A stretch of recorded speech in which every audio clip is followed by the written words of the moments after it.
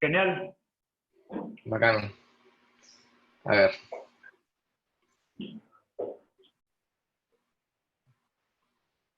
No sé si ya pueden ver la presentación. ¿Sí? Sí, se ve bien. Ya, perfecto. Bien. ¿Cómo están, chicos? Bienvenidos. Gracias por estar aquí. Gracias por asistir a este webinar. Quería, bueno, agradecer a Alberto la oportunidad de poder como charlar con ustedes y contarles un poquito de mi trabajo. Y quería empezar también contándoles que yo estuve en Paraguay hace un par de años. De hecho, la foto que ven aquí es en Areguá, donde me tomé ahí un par de tererés. Y nada, estuvo muy, muy rico. Y nada, la pasé muy bien, principalmente porque me encontré con gente demasiado bacán, gente que me abrió sus puertas, gente muy amable, recontra cercana con uno, y me pareció increíble. Y bueno, esta creo que es mi oportunidad, y por eso también le agradezco a Alberto esta chance de poder devolver un poquito de ese cariño que tanto me dio Paraguay en forma de conocimiento para compartir con ustedes. Eso. Así que bueno, me presento. Ya Alberto dio un poquito de la introducción, pero para profundizar un poco, mi nombre es Nicolás, pero todo el mundo me dice Nico, Nico Lozada para los amigos. Estoy en el mundo de los productos digitales hace como 5 años, dedicándome a UX, he hecho investigación UX, he pasado por la parte de diseño UI también, la parte del diseño de interacción, todo lo que tiene que ver con productos digitales, estaba ahí como metido de cabeza porque de verdad me interesa un montón. He trabajado en el sector de educación, trabajando para la Universidad de San Ignacio. Luego estuve en una empresa llamada Continuum, que es una agencia consultora de UX, con la cual trabajé para empresas grandes como Pacífico, que se dedican eh, a la venta de seguros aquí en Perú, es uno de los más grandes. Luego Scotiabank, que también me imagino que lo conocen, es un banco internacional. Trabajé también en el holding de salud más grande también aquí en Perú, se llama Farmacias Peruanas. Y ahora trabajo en Get On Board. Perdonen que hable tanto como autorreferenciándome, pero es para que me crean, ya para que lo que les voy a decir de ahora en adelante, vean que lo digo porque lo he aprendido en este tiempo trabajando con estas empresas, ¿sí?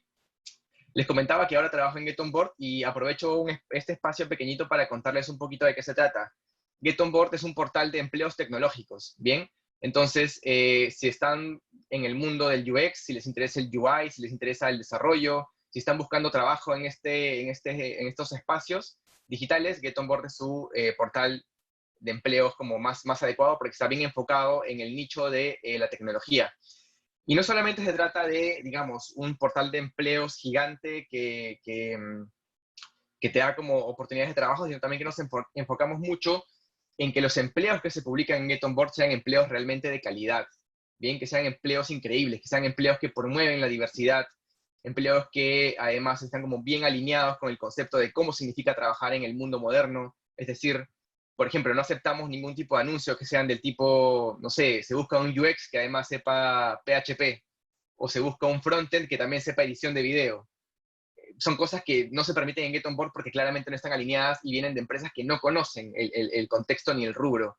No aceptamos empleos que paguen menos de lo que paga el mercado, no aceptamos empleos que promuevan la discriminación hacia cierto tipo de género o hacia cierto tipo de orientación. En fin, la idea es como empezar a generar una comunidad bien interesante y bien diversa y que sea un espacio bacán para trabajar, no solamente para las personas que quieren conseguir un empleo, sino también para las personas que están buscando reclutar talento en Latinoamérica. Bien, si les interesa aprender un poquito más, está el getonbrd.com, que es la página principal, de ahí van a poder encontrar todos los empleos, toda la lista de empleos. Y si están interesados particularmente en el empleo remoto, que es algo que fomenta mucho Get On Board, está el portal getonbrd.world. Bien, ahí están como todos los empleos que admiten posiciones remotas para que puedan trabajar desde donde quieran, desde su casa, o quieren trabajar en una empresa de Argentina, o de Brasil, o de Uruguay, o de México, Colombia. getonbrd.world va a ser como su punto de partida. Bien. Un poquito hablando más de mí, a mí me gusta mucho hablar de UX, lo vengo haciendo hace ya bastante tiempo, tengo charlas, he dictado talleres, de hecho este es mi primer taller internacional, así que bacán, muchas gracias por estar acá. También me gusta hacerlo a través de la redacción de artículos, tengo mi Medium, que es el que están viendo aquí abajito, el medium.com/@nicolosada, en donde van a poder encontrar artículos de todo tipo que he publicado para distintos como espacios, como el de Get On Board mismo, el de Continuum, y también para espacios más internacionales como el UX Collective, ¿sí? Entonces, nada, si quieren aprender un poquito más, ahí está como, hay bastantes temas bien detallados para que puedan explorar y conversar, que creo que es lo más importante. En la parte de comentarios siempre la gente deja ahí sus opiniones y se fomenta ahí un debate bien interesante. Pero bueno, basta de introducción, basta de autorreferencias, vamos directo a lo que vinieron, que es precisamente esto, de cómo hacemos para diseñar interfaces más atractivas, ¿bien? Y me gustaría empezar un poco esta charla y esta conversación dejando algo bien en claro. Esto no es un post de Instagram.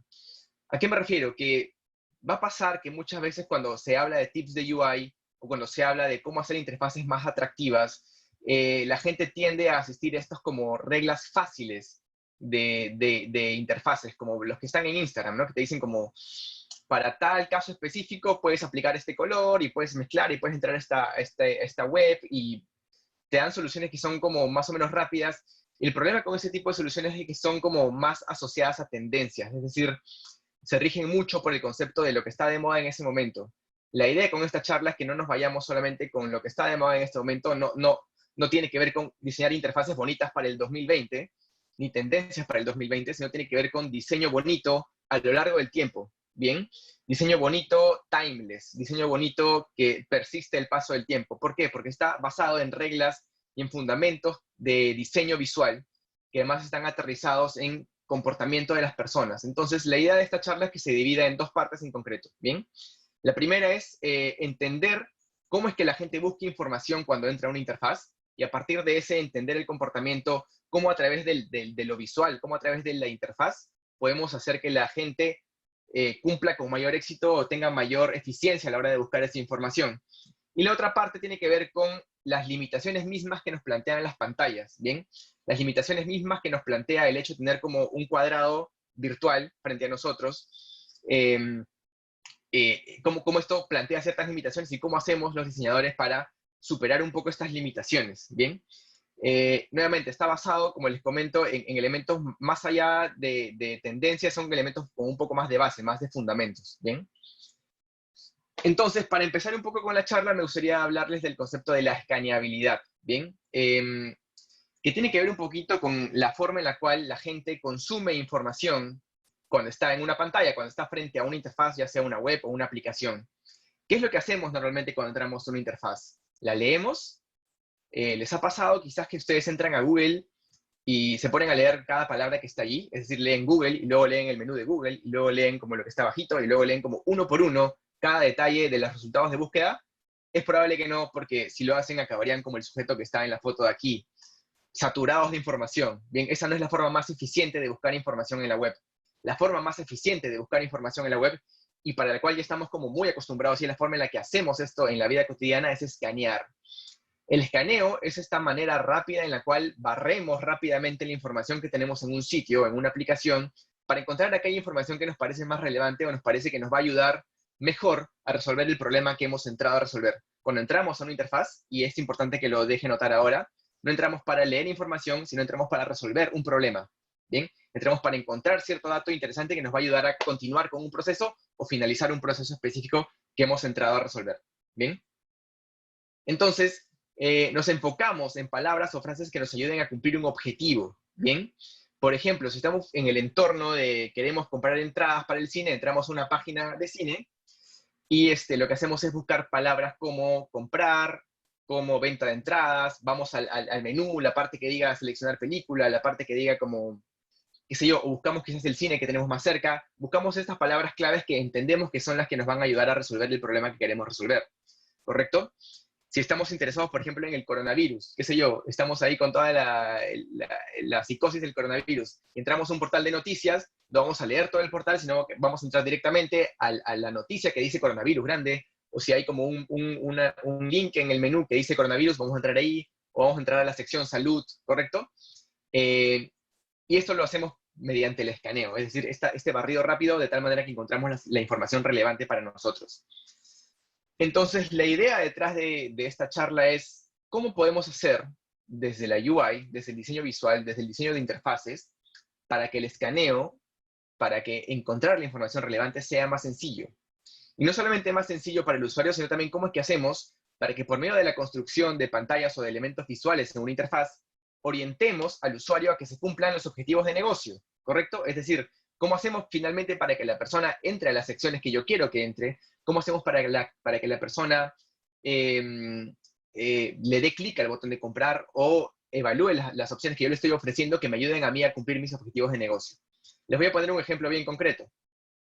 Estamos viendo, por ejemplo, en pantalla la web de hace unos años, pero me pareció la más perfecta para el ejemplo que quiero dar, de la Mac Pro, ¿bien? Y esta página de la Mac Pro me parece fantástica por algunos motivos que les voy a explicar en un segundito. Y tienen que ver con cómo está dispuesta la información de tal manera de que el diseñador o la diseñadora que creó esto lo hizo pensando en un flujo de mirada, lo hizo pensando, quiero que los usuarios que entren a esta página vean esta web de la manera que yo quiero que la vean, ¿correcto? Y lo más probable es que ustedes cuando han visto esta web han hecho el siguiente paseo visual, ¿correcto? Empezaron viendo el elemento más grande en la pantalla, que es la máquina, y eso genera una especie de golpe visual, es decir, a través de esta imagen yo genero la interacción, genero el gancho con la gente, digo, hey, ¿qué es esto? ¿Qué está pasando en esta pantalla? Tras lo cual me voy a la segunda información más relevante, que es la información de los specs, de los specifications, cuántos gigabytes por segundo tiene su ancho de banda, cuántos cores tiene esta máquina. Si sigo interesado, me voy a ir al detalle, que es la parte de acá del procesador, la parte hacia abajo de la pantalla. Voy a empezar a leer un poquito más de la información y finalmente, por medio de un pequeño destaque visual que se hace por medio del uso del color, me voy hacia la página de la compra, hacia el botón de la compra, ¿bien? Entonces, la persona que diseñó esto lo pensó para que se siguiera este flujo de mirada. ¿Cómo? Utilizando ciertas estrategias o ciertos elementos o fundamentos visuales a la hora de construir la pantalla. Estos elementos son los que vamos a aprender ahora, ¿bien? Ok, entonces, nuevamente, repitiendo la pregunta, ¿cómo es que logramos que se siga un flujo de mirada de nuestros usuarios de tal manera que ellos logren obtener la información que quieren y nosotros logremos obtener el objetivo de negocio que queremos? Tenemos estos 5 pasos, ¿bien? Estos 5 fundamentos, que son la alineación, ¿correcto? La jerarquía, el contraste, el espaciado y la proximidad. Vamos a ir paso por paso. En cuanto a la alineación, tiene que ver con básicamente lo que ya se imaginan, cómo es que ordenamos la información en una pantalla de tal manera que no se vaya desorganizada, de tal manera de que tenemos una forma estandarizada de consumir la información sin que implique que yo tenga que estar haciendo saltos de mirada constantemente para seguir con la línea de la información. La alineación no solamente se da a nivel de grandes bloques o grandes elementos en una pantalla, sino que también se da a nivel de bloques más pequeñitos, como por ejemplo los que están aquí. Aquí podemos ver que los grandes bloques que están marcados como en el fondo azul están alineados de alguna manera, pero la información que está dentro de estos bloques no está tan alineada. Y también es algo que tenemos que evaluar a la hora de construir interfaces. ¿Cómo es que organizamos esta información de tal manera que sea más fácil de consumir? En este modelo estamos utilizando las grillas, estamos utilizando como guías o renglones o reglas que nos van a permitir organizar un poco más la información y que sea mucho más fácil de leer, mucho más fácil de procesar. ¿Bien? Este orden ayuda un montón al procesamiento visual de la información. ¿Qué sucede cuando no tenemos alineación? Me imagino que están viendo, por sus reacciones estoy viendo como que está generando ahí una especie de impacto visual. Y es correcto, tener este tipo de interfaces no ayudan en nada al escaneo, no ayudan en nada a la revisión de la información. Van a notar que hay muchos elementos que están totalmente desalineados. Pasa mucho, por ejemplo, que también la gente tiende a utilizar el centrado o el texto centrado, lo que genera un montón de saltos en la alineación y eso impide que la lectura sea fluida, ¿correcto? Aquí pasa lo mismo, como está toda la información desalineada, no genera ganas ni siquiera de leerlo, da como esa sensación de desorden que finalmente genera saturación en la mirada y genera que la gente simplemente salga del sitio porque no encuentra la información que necesita, ¿correcto? El siguiente punto a evaluar es el de la jerarquía y el contraste, que tiene que ver más o menos cómo es que nosotros ordenamos la información y la destacamos de tal manera que se cumpla este ciclo o este flujo de mirada del que les hablaba hace un rato, ¿correcto? Les voy a dar un tip que he aprendido a lo largo de este tiempo como diseñador de interfaces. Si ustedes encuentran una interfaz y ven por ahí que algo no les cuadra o que algo no les parece que está bien, el 90% de las veces va a ser un problema de jerarquía. ¿Ok? Que quiere decir que hay 2 elementos que están compitiendo, o hay demasiados elementos en pantalla que están compitiendo por la atención visual. Se lo juro, de verdad. Cuando estén frente a una interfaz y vean que hay algo extraño, al toque piensen en jerarquía, que es aquello que está compitiendo, que es aquello que está compitiendo por mi atención, que está como generando este choque, este contraste, o esta como desigualdad en el equilibrio visual, ¿bien? 90% de las veces, se los aseguro, se los firmo desde ahorita. Y claro, lo que quería aquí era un poco darles el ejemplo de, si yo les pusiera esta pantalla y les digo, ¿cuál es el primer cuadrado que ustedes deberían ver? ¿O cuál es el cuadrado más importante dentro de esta pantalla? Probablemente sea un poco difícil para ustedes encontrar, nuevamente, el cuadrado más importante de esta grilla. Pero si yo les muestro esta pantalla, sin necesidad de darles mayor información, ya sabemos cuál es el cuadrado más importante. Ya sabemos cuál es la información principal que yo quiero que ustedes revisen, que obviamente va a ser la que tiene no solamente el tamaño más grande, que es la jerarquía a nivel de tamaño, sino también que tiene un elemento de contraste, un elemento que llama la atención, ¿correcto? Y obviamente el segundo cuadrado o el segundo cuadrante más importante van a ser los que están a la derecha y finalmente los que están hacia el final. Entonces generamos una especie de orden por medio de darle jerarquía, por medio de darle una diferenciación a nivel de tamaño y a nivel de color, ya podemos empezar a marcar la mirada del usuario, ya podemos empezar a generar esta guía o esta ruta, ¿correcto? Bien, ¿qué sucede cuando no hay jerarquía? Pasa lo que estamos viendo aquí. Esta es una página peruana de compra de tickets, ¿ya? Y durante mucho tiempo se mantuvo con este layout, con este tipo de diagramación. Y el problema, el problema con esta interfaz es que uno no sabe hacia dónde ver. Uno entra aquí y simplemente recibes, no sé, terabytes de información directo a tus ojos y no sabes cómo sortearla, no sabes cómo navegar por ella, ¿correcto? Porque además de que tiene mucha información, los mismos elementos o las mismas imágenes, además, tienen ya de por sí también bastante información. Entonces, te cargan visualmente la mirada. No hay jerarquía, no hay una organización, no hay un orden. En cambio, si yo les muestro pantallas como estas, se entiende claramente. Ya sabemos por dónde empezar a ver. Empezamos a ver aquí a Beckham, luego pasamos por aquí al lado derecho. Además, también las imágenes colaboran mucho, son imágenes mucho más sencillas, mucho más simples. La misma tipografía tiene tamaños adecuados que están de acuerdo con el tamaño también de la imagen o de la portada principal. Es mucho más sencillo de escanear, es mucho más sencillo de ver, ¿correcto? La información no se te presenta de golpe, sino que se te presenta de a poquitos. Se va como dimensionando la información. Luego está el tema del espaciado, que me imagino que los que han estudiado diseño gráfico también lo tienen bastante en mente, que es el tema del espacio en blanco. ¿Cómo es que aprovechamos este espacio en blanco o espacio vacío para generar limpieza en la información, para generar también como esta segmentación o esta como difuminación de la información, que no sea como toda presentada de golpe, sino que sea como pausadamente, ¿correcto? Pasa lo mismo que les mostraba hace un ratito, cuando tenemos demasiada información y no está espaciada o separada entre sí, generan saturación, generan esta sensación de que no quiero seguir viendo esto, generan la sensación además de por dónde empiezo a ver, por dónde empiezo a buscar la información que necesito. Si yo les digo, sí, pues en algún punto en esta imagen está Michael Jackson con E.T. Buscar esa información de un solo golpe va a ser como muy difícil, van a tener que hacer como un escaneo mucho más lento, ¿correcto?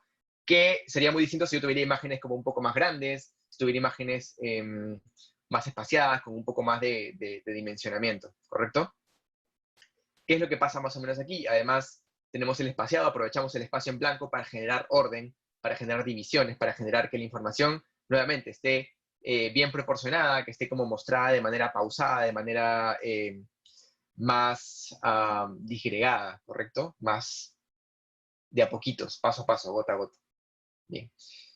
Esta parte del espaciado es una sección más o menos pequeña porque está muy amarrada al concepto de proximidad. Bien, el concepto de proximidad es una idea que viene de la psicología, en particular de la corriente Gestalt, que plantea lo siguiente, que cuando tenemos elementos dentro de un grupo que están más próximos entre sí, la mente humana tiende a agruparlos. Les voy a dar un ejemplo bien concreto. Si yo les muestro esta imagen y les muestro y les digo que en este grupo, en esta masa de circulitos amarillos, hay 3 grupos, ¿ustedes podrían decirme cuáles son esos 3 grupos? Lo más probable es que no. Lo más probable es que si les mando a hacer este ejercicio, haya muchas formas distintas de agrupar, que incluso sería un poco difícil porque lo que vemos en realidad es que hay solamente un gran grupo, que es el gran grupo de las bolas amarillas, ¿correcto? Pero si yo les doy esta otra imagen y les digo, aquí hay 3 grupos, es mucho más sencillo, ¿correcto? ¿Por qué? Porque hay elementos que están más próximos entre sí, hay elementos que se tocan más entre sí y que además se separan de otros grupos por medio del espaciado, ¿correcto? Entonces, es una técnica que tenemos los diseñadores para aproximar o para asociar elementos en una interfaz o en cualquier elemento visual sin necesidad de yo de marcar límites. Es decir, yo sin necesidad de marcar aquí una línea, de hacer como un bordeado o de ponerles colores de fondo para separarlo, solamente bastó con que yo los separara entre sí algunos grupos y los aproximara más entre sí para generar esta sensación de que pertenecen a un mismo grupo. De hecho, yo viéndolos ahora mismo a través de la webcam, puedo distinguir hasta 3 grupos, ¿correcto? Porque están más próximos entre sí. El grupo de la izquierda, el grupo de la derecha, donde está el amigo de polo rojo que se está agarrando la mano, y el amigo de polo con rayas, que está agarrando la cara, perdón. Y el grupo de atrás también, ¿correcto? Entonces, se logra distinguir estos 3 grupos gracias a que están como, primero, más próximos entre sí, y además separados también entre sí por medio del espaciado, ¿correcto? A eso se refiere el concepto de la proximidad. En UI lo hacemos de la siguiente manera. Si yo les muestro este tipo de imágenes, van a notar que quizás podría ser un poco difícil o podría generar un poco de confusión saber, por ejemplo, el título de la imagen le pertenece a qué elemento, a qué imagen, el botón a qué título le pertenece y a qué imagen le pertenece. Podríamos hacer una especie de conjeturas, pero, digamos, estamos forzando un poco la mente de los usuarios, y eso no es lo que queremos, más bien queremos reducir la carga cognitiva. Yo le agrego solamente un poquito de proximidad, empiezo a juntar los elementos entre sí y a generar espacios entre ellos, y logro agrupar, y logro disminuir un poco la carga cognitiva. Les pongo el ejemplo directamente. Aquí es mucho más evidente que, por ejemplo, el título que vemos aquí está amarrado al botón que vemos aquí y está amarrado a la imagen que vemos acá, sin necesidad de yo tener como que agruparlos visualmente, sin necesidad de tener que yo marcar como vínculos o enmarcarlos en una caja, ¿correcto? Si queremos marcar más esto, solamente le damos un poquito más de espacio y ya está. Con eso basta, ¿correcto? A eso se refiere el concepto de la proximidad. ¿Cómo es que asociamos los elementos? Por medio de que estén más juntos o más próximos entre sí. ¿Bien? Hay otros casos un poco más sutiles de cómo usamos la proximidad. En este caso quizás no es tan evidente, pero el mismo hecho de que los titulares estén a la misma distancia del párrafo de arriba que del párrafo de abajo, digamos, no necesariamente va a generar esta sensación de a qué grupo pertenece cada título, porque igual están como ordenados de arriba hacia abajo, pero sí generan una especie de sensación de que algo no está bien aquí. Solamente bastaría con que yo acercara el párrafo un poquito más hacia el título para generar esta asociación y generar que la interfaz se vea un poquito más limpia, que sea un poquito más de fácil de escanear y de entender como, claro, este párrafo está asociado con este título y así sucesivamente. ¿Ok? Bien. Esto tiene que ver con la parte de los fundamentos visuales, ¿correcto? Que nos van a ayudar a lograr escaneabilidad. Esa fue la primera parte de la charla. Ahora viene esta segunda parte en la cual hablamos un poquito de lo que les comentaba al inicio, el tema de las limitaciones que existen cuando trabajamos con pantallas. Y es tan simple como ustedes pueden observar una pantalla. De hecho, tienen una enfrente suyo en este momento. Y también la tienen en sus celulares. Lo que tienen son como pantallas. ¿Y cuáles son los problemas principales de las pantallas? 2 cosas muy sencillas. Todas las pantallas en este mundo, al menos las que se han creado hasta este momento, son cuadradas o rectangulares, ¿correcto? Se perciben como cajas. ¿Bien? Y el otro problema con las pantallas es que son planas. ¿Está bien? Así de simple. Son como las 2 limitaciones que nos plantean las pantallas. En el mundo, en la vida real, digamos, cuando interactuamos con una persona tomándonos un café, o cuando hablamos con alguien, o cuando vemos un paisaje, el paisaje no es cuadrado, es más o menos ilimitado, no tiene como unos bordes, y tampoco es plano, ¿bien? Hay como sensación de tridimensionalidad, hay sensación como de, claro, de que hay más capas más allá de la planitud, ¿correcto? Entonces, como lo online, como el mundo de lo digital se nutre de la experiencia offline para generar sensaciones, lo que queremos es un poco salir del concepto de pantalla, es decir, lograr desligarnos un poco del concepto de las cajas y desligarnos un poco del concepto de la planitud, ¿bien? Y aquí es donde van mis 2 tips de UI, tomando en cuenta las limitaciones de las pantallas. El primero es el problema de las cajas, ¿bien? Que es un poco lo que les venía explicando. Cuando estamos trabajando en una computadora, por ejemplo, tenemos un montón de cajas en nuestra mirada. Tenemos primero la caja que es la pantalla misma. Dentro de la pantalla tenemos el marquito, porque siempre la pantalla tiene como un borde negro. Dentro de la pantalla tenemos el viewport. Dentro del viewport tenemos la caja del navegador, que también es un rectángulo. Dentro del navegador tenemos la caja, nuevamente, el viewport del navegador, que también es un rectángulo. Entonces, digamos que estamos saturados de cajas visualmente a la hora de tener interfaces frente a nosotros, ¿bien? Este es un ejemplo clásico, lo que les comentaba hace un rato. Tenemos una laptop que ya es una caja, y adentro hay como muchas más cajas. Y esto genera una especie de saturación a nivel visual, ¿correcto? Entonces, mi tip de UI que pueden empezar a aplicar directamente es deshacernos lo más posible de las cajas, ¿correcto? No tener tanto esta sensación de estar encasillados o tener esta sensación de limitaciones a la hora de construir interfaces. Entonces, las maneras más rápidas de hacerlo es atenuar las líneas en el diseño, tratar de eliminar las cajas, ¿no? O cambiarlas por fondos claros, o sea, no poner como estos como cajas que tienen como estos bordes muy delimitados. Y de hecho aprovechar lo que les acabo de explicar, el tema de la proximidad. En vez de tener que delimitar elementos por ponerles un contenedor, delimitémoslo solamente por la forma en la que están más próximos entre sí. Les voy a dar un ejemplo para que lo tengan como mucho más claro. ¿Está bien? Esto de aquí. A mano izquierda van a poder ver el problema de las cajas de manera muy gráfica. Hay bastantes líneas, hay un montón como de delimitaciones visuales que dan esta sensación de algo cuadrado, ¿correcto? Y al lado derecho, a su lado derecho, tienen, digamos, el otro modelo que podría ser un poquito más tenue. Se usan cajas porque es inevitable, pero igual no se sienten tanto así, se sienten más como, a ver, secciones, o podríamos incluso hablar de estas líneas en las cuales, por medio de la proximidad y la separación o el espaciado, se empiezan a marcar las diferencias sin necesidad de que yo tenga que marcarlas con una línea, ¿correcto? Es eso, básicamente atenuar las líneas, utilizar la proximidad a nuestro favor, utilizar como los colores, etc. Bien. Y el otro tiene que ver con lo que les comentaba de la planitud de las pantallas. El problema de las pantallas es que son planas, no transmiten esta sensación de tridimensionalidad, ¿correcto? Para eso, los diseñadores tenemos una serie de herramientas que nos permiten un poco romper esta sensación de planitud dentro de una pantalla, ¿correcto? Aquí, por ejemplo, el mismo hecho de utilizar como estas líneas divisorias que tenemos aquí, entre la parte como gráfica y la parte en blanco, dan esta sensación de que se están atravesando ciertas capas, ¿correcto? Les voy a poner un ejemplo gráfico, ¿está bien? Este es como un caso de una página que hice como un ejemplo para un curso online, en el cual tenemos el tema de que es como más o menos plano, porque claro, al final estamos viendo como simplemente líneas rectas, cajas que se superponen, pero se siente un poco plano. ¿Cómo podríamos hacer para, digamos, romper un poco con esta planitud y darle un poco más de tridimensionalidad al concepto? Por ejemplo, solamente con el hecho de poner una línea, como pueden ver aquí, es un poco tenue, pero aquí hay como una línea divisoria que tiene dos cajas, una blanca arriba y una gris abajo, ya se genera esta sensación de que hay más de una capa, ¿bien? Solamente con esta línea hacemos que el botón que está aquí, por ejemplo, se destaque, tenga como un nivel encima, porque ya estamos planteando que hay una capa superior, ¿bien? Lo mismo con estos efectos o estas imágenes que están caladas, dan esa sensación de tridimensionalidad, sobre todo si están como en un ángulo adecuado, dan esta sensación de que ya no estamos hablando de algo plano. ¿Qué es lo que podría pasar aquí, por ejemplo? Como están enmarcadas dentro de una caja, dan esa sensación de que, claro, es una imagen plana, es una foto que has pegado encima. En cambio, en este caso ya hablamos de objetos más como de la vida real, más tridimensionales, por medio del calado de la imagen. ¿Bien? ¿Cómo podríamos aplicar directamente el efecto del B-flat o el quitar la planitud a la imagen? Podemos utilizar elementos 3D, que pueden ser tal cual, imágenes escaladas, pueden ser el uso de gradientes, puede ser los mismos diseños tridimensionales creados en After Effects o cualquiera de estas herramientas. Podemos aprovechar la superposición de planos, que tiene que ver con, claro, ponemos dos planos de fondo, ponemos un elemento por encima de esos dos planos y ya automáticamente se percibe como algo superior. Y podemos utilizar también el concepto de las sombras o el efecto glow, ¿bien?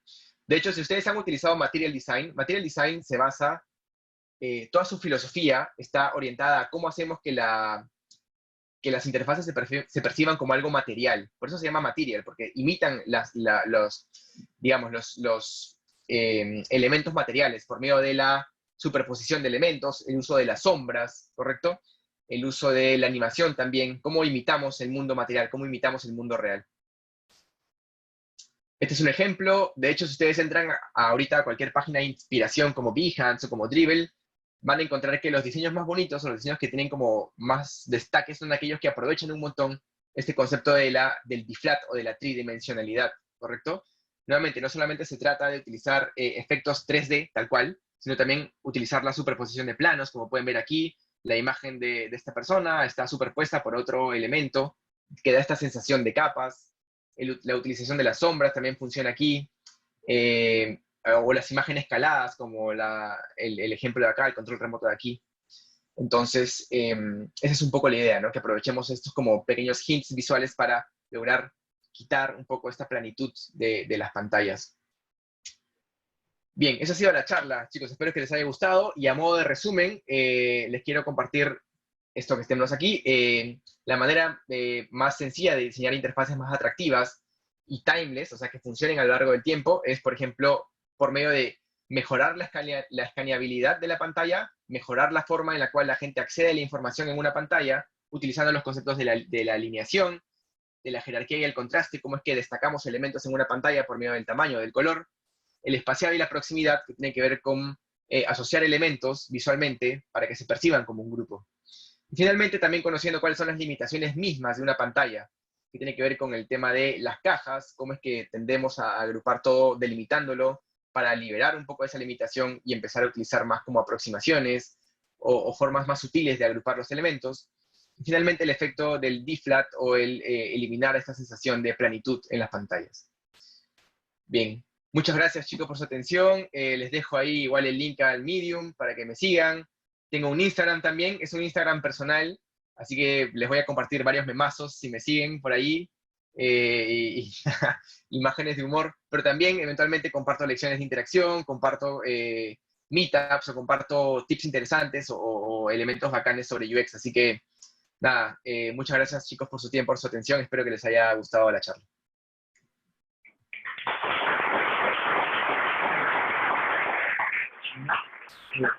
Muchas gracias, Nico. Yo estoy acá.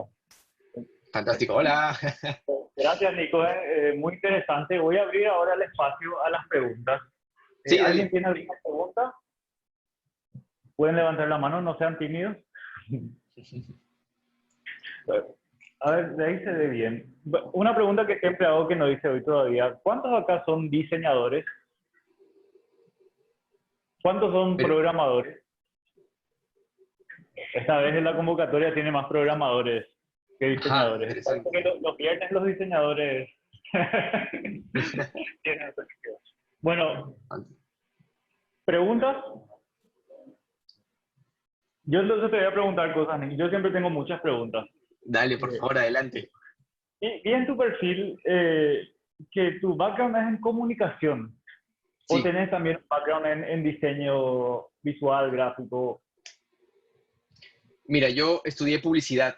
O sea, yo estoy egresado de la Facultad de Comunicaciones con mención en publicidad. Pero me empecé a dedicar al diseño gráfico un poco más por vocación, porque yo empecé trabajando como community manager en una agencia, y en esa agencia eventualmente uno de los diseñadores que trabajaba allí dejó de ir, y me dijeron, oye Nico, ¿quieres como diseñar? Yo, sí, claro, me encanta. Entonces me empecé a dedicar a eso y acabé en el mundo de las interfaces.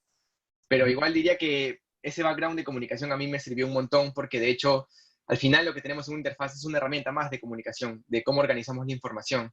Y además porque igual, al menos en mi facultad, la publicidad también se estudia desde las ciencias sociales, es decir, tenía un montón de cursos que tenían que ver con cómo hacer entrevistas, cómo hacer focus group, que al final me sirvió un montón para, a la hora de hacer investigación con usuarios, o a la hora de testear o validar pantallas, ¿no? Entonces, sí, es un poco incorporar este background de comunicaciones al mundo del diseño.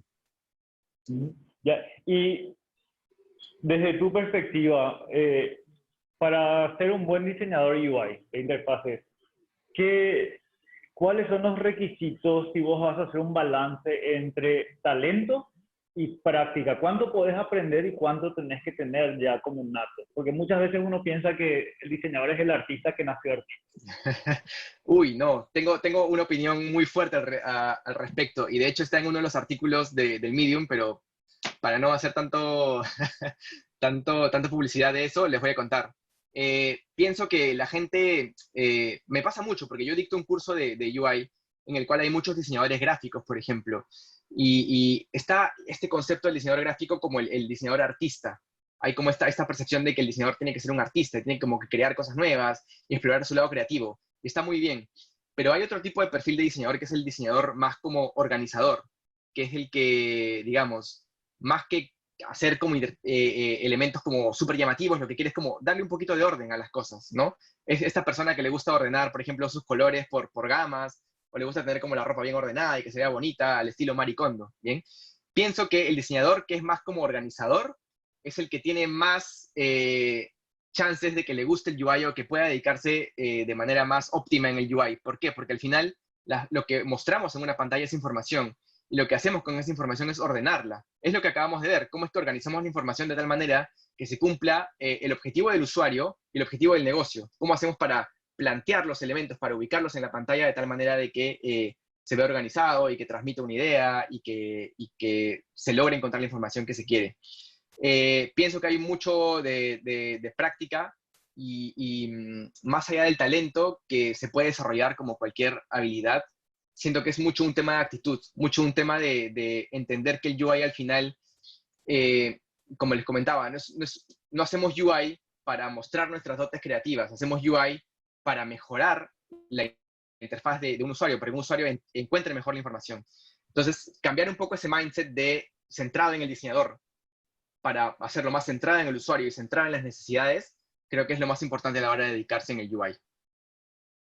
¿Qué recomendación tenés para alguien que quiere entrar a este mundo de UX UI en general? Creo que lo principal sería este cambio de mindset, este cambio de forma de pensar, dejar de pensar en el ego del creador y ponerse el gorrito del solucionador de problemas. Va a ser como lo principal, hacer este cambio total de forma de pensar, que de hecho viene de las industrias creativas, ¿no? Lo otro es que se esté muy abierto a los cambios, esté muy abierto a los comentarios, al feedback, que también tiene que ver con el dejar de lado el ego del diseñador, ¿no? Hay como mucho este concepto de, claro, yo he creado una cosa, así que nadie la puede criticar. Y por lo mismo, a veces no exponemos nuestro trabajo para que la gente no hable de ese trabajo, ¿no? Eh, y sí, es un poco salir de esa dinámica. Y lo otro es que igual tenemos que entender que la UI al final no es solamente hacer pantallas bonitas y que sea como todo ordenado y bello, sino que eventualmente lo que diseñamos va a pasarse a código. No existe UI, no existe la UI que no se pase a código. Si solamente tienes la UI en Sketch o si la tienes solamente en un archivo de diseño, no es UI, es una pieza gráfica bacán que simula una interfaz. Pero la UI real sucede cuando se traslada esa información a una pantalla real que está codificada y que la gente usa. La gente en su día a día, ustedes en sus celulares, no tienen prototipos de Figma, no tienen prototipos de Sketch, no tienen prototipos de Adobe XD. Lo que tienen son aplicaciones reales que han sido codeadas. Por lo tanto, lo que quiero decir es que tienen que tener ese mindset de pensar en el diseño de tal manera que se va a desarrollar. Pensar en este paso posterior, que es el desarrollo. Pensar en su desarrollador o desarrolladora y más o menos adaptar, ir organizando la información de tal manera de que el desarrollo no sea tan complicado, ¿no?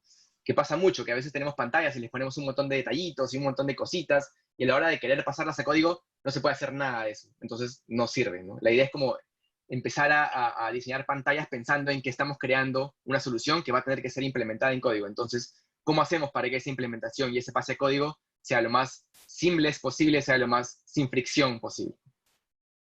Ya. ¿Trabajas mucho con developers en tu día a día?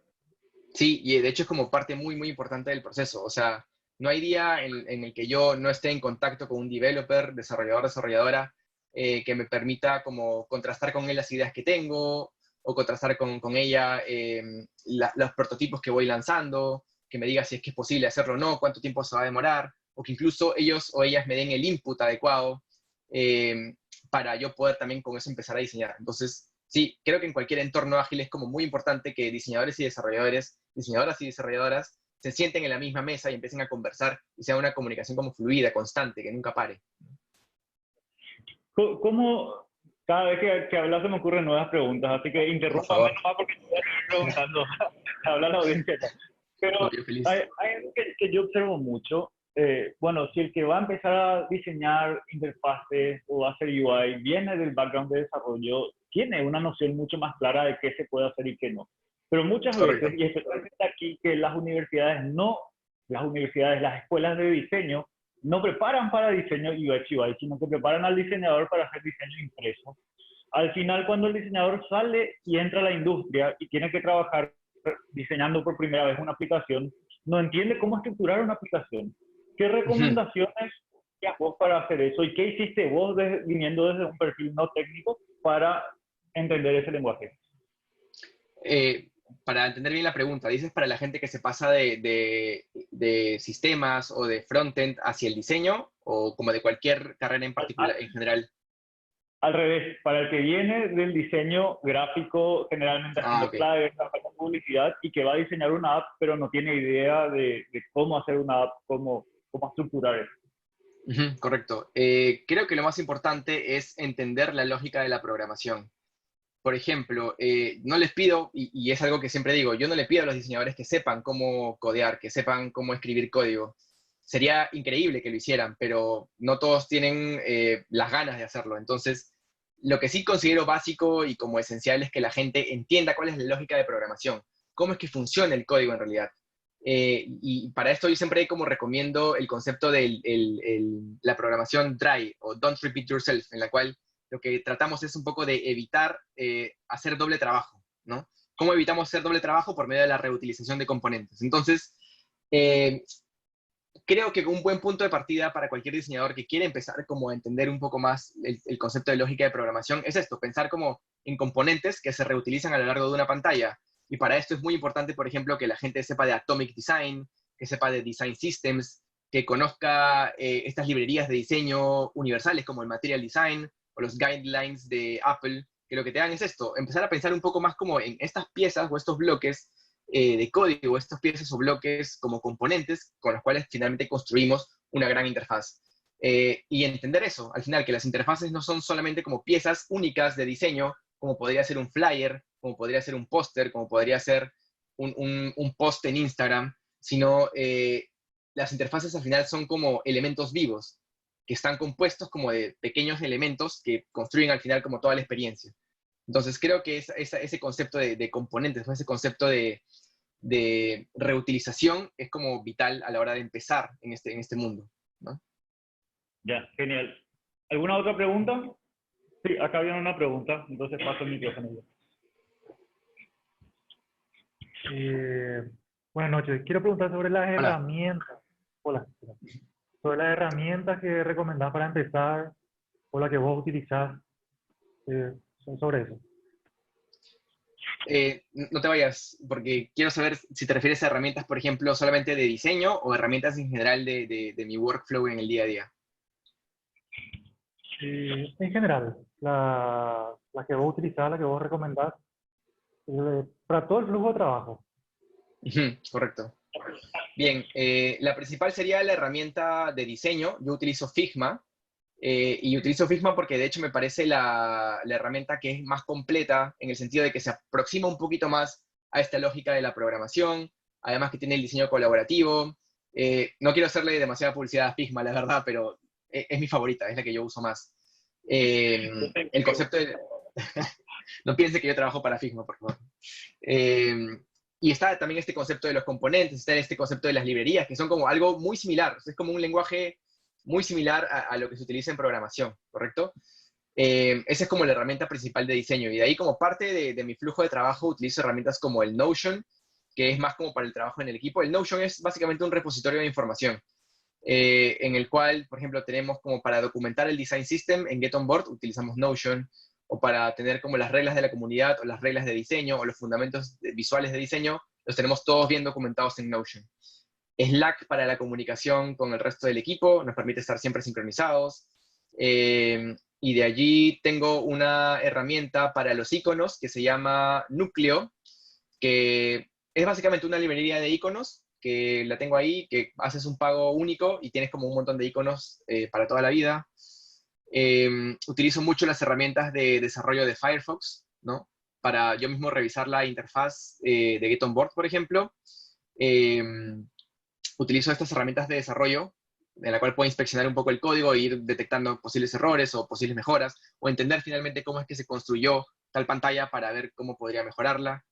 Eh, y creo que es eso, básicamente. Bueno, usamos mucho GitHub también en Get On Board porque la idea es que parte de mi trabajo no solamente es como diseñar pantallas, sino también como detectar oportunidades de mejora en cualquier pantalla. Entonces, lo que hago es, una vez que encuentro un error o encuentro un feature nuevo que me gustaría como agregar a las pantallas o a la interfaz en general de Get On Board, lo genero como un issue en GitHub. Genero una especie de entrada o instancia para que eventualmente los desarrolladores y desarrolladoras puedan como organizar esos issues o darles prioridad de acuerdo a su backlog.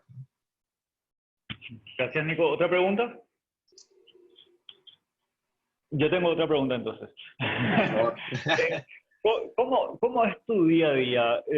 Porque uno se imagina, bueno, un diseñador, product designer o diseñador UI va a estar todo el tiempo frente a la computadora moviendo píxeles. O, ¿qué haces en tu día a día? ¿Cuánto tiempo estás hablando con gente, comunicando? Sí, sí, va a variar mucho dependiendo del día, pero últimamente estoy utilizando poco el Figma porque no hay tantas cosas que diseñar inmediatamente, ¿correcto? Entonces lo que más uso o lo que más suelo hacer es como, por ejemplo, entrar a revisar la página de Get On Board y empezar a levantar issues, los voy subiendo al GitHub. O lo que pasa es que también justo acabamos de terminar una etapa en la que he generado muchas pantallas. Entonces ya estamos en la parte en la cual las he convertido en prototipos y lo que tengo que hacer ahora es como salir a entrevistar gente, salir a probar las interfaces para recibir feedback al respecto. Eso por un lado, y por el otro lado, ir revisando con el equipo de desarrollo posibles mejoras, o por ahí quizás hay algún elemento que no corresponde, o que se podría reutilizar, o se podría cambiar por otro elemento. En fin, tiene mucho que ver con esto, ¿no? Como el trabajo que se desarrolló, que se diseñó, lo comparto con el equipo de desarrollo para que me den feedback y también salgo a la calle a entrevistar gente para que también me den feedback. Y al final todo eso lo junto para mejorar o hacer una pantalla más, más completa. ¿Qué más? Por ejemplo, bueno, hoy día también me dedico un poquito a chambas más marqueteras. Mi hub es el Instagram, así que tengo ahí diseños que tengo que lanzar para el Instagram de Get On Board. Porque somos una startup, así que compartimos mucho como los roles. Entonces, ese es el día a día estándar de un product designer. Bueno, ¿más preguntas? Yo tengo más preguntas, pero te voy a escribir después. Está perfecto. Bueno, muchas gracias, Nico. Creo que fue muy interesante la charla, muy informativa, muy productiva también, y tus respuestas a las preguntas también. Creo que nos dan una luz a todos sobre cómo diseñar mejores interfaces justamente. Entonces, un aplauso otra vez para Nico.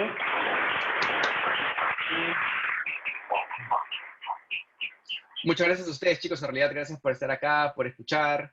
Y nada, feliz de poder al menos como haber compartido un poquito con ustedes. Cualquier cosa, ya saben, pueden escribirme al Instagram, o si quieren recibir buenos memes, también está el Instagram. Así que nada, cualquier cosa, conversemos por allí. Y gracias de nuevo. Gracias, Nico. Chao, chao. Chao.